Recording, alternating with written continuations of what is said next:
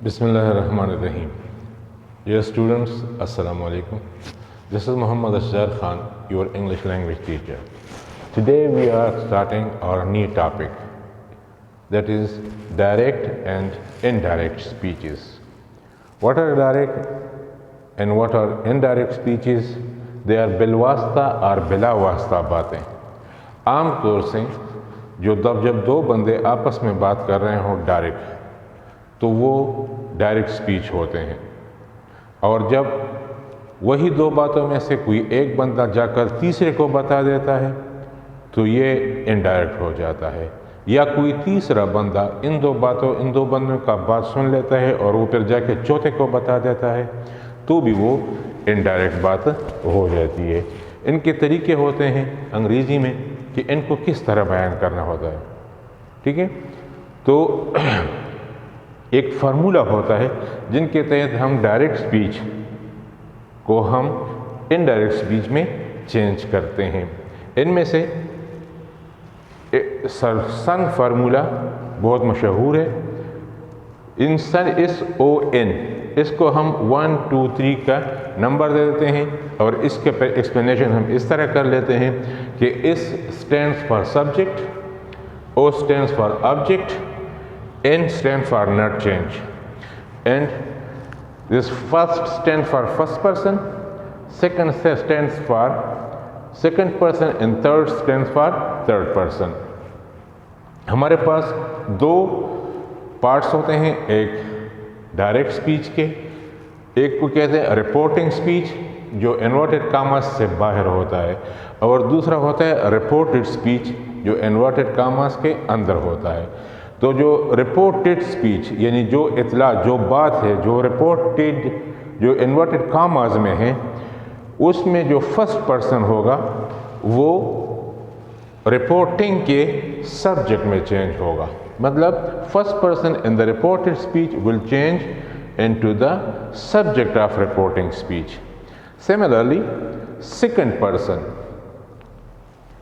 Of the reported speech वही inverted कामास में जो बात है उनमें अगर सेकंड पर्सन यानी यू इस्तेमाल हुआ हो तो वो हम ऑब्जेक्ट रिपोर्टिंग स्पीच जो इन्वर्टेड कामास से बाहर है उसमें जो ऑब्जेक्ट होगा उसमें हम इस्तेमाल करेंगे. यानी रिपोर्टेड स्पीच से बाहर भी सब्जेक्ट वर्ब ऑब्जेक्ट का एक जुमला होता है और रिपोर्टिंग स्पीच में भी सब्जेक्ट वर्ब ऑब्जेक्ट का एक जुमला होता है. तो वही ऑब्जेक्ट फिर हम सेकंड पर्सन में चेंज करेंगे.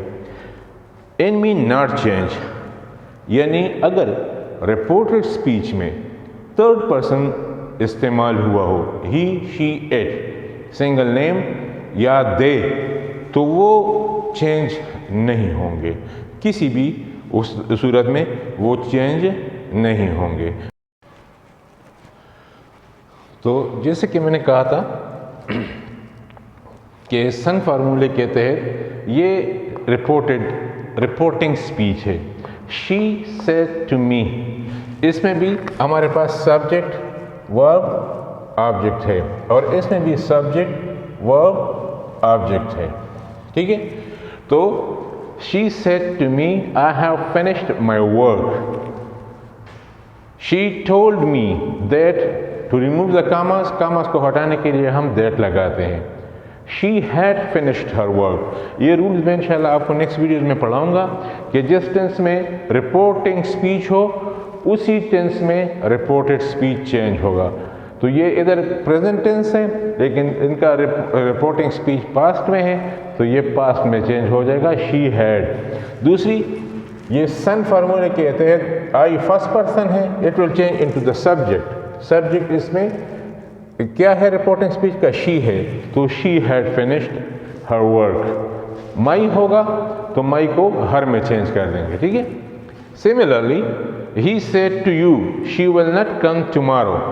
इसमें भी यही है कि हमारे पास सब्जेक्ट वर्ब ऑब्जेक्ट है, सब्जेक्ट वर्ब है और ये एडवर्ब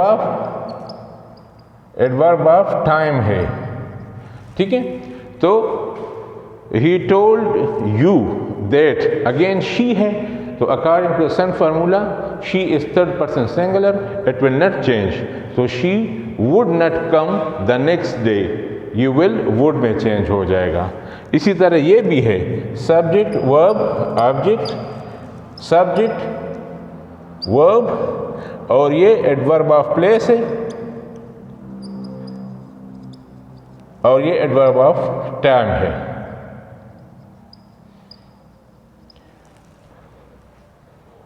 ایڈورب آف ٹائم ہے. ایم پی ٹی فارمولے کے مطابق پہلے ایڈورب مینر آتا ہے پھر پلیس آتا ہے پھر ٹائم آتا ہے.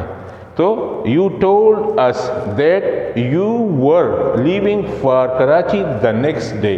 نیکسٹ ڈے میں کیوں چینج ہوا یہ میں انشاءاللہ نیکسٹ ویڈیوز میں آپ کو بتاؤں گا, آپ کو سمجھاؤں گا.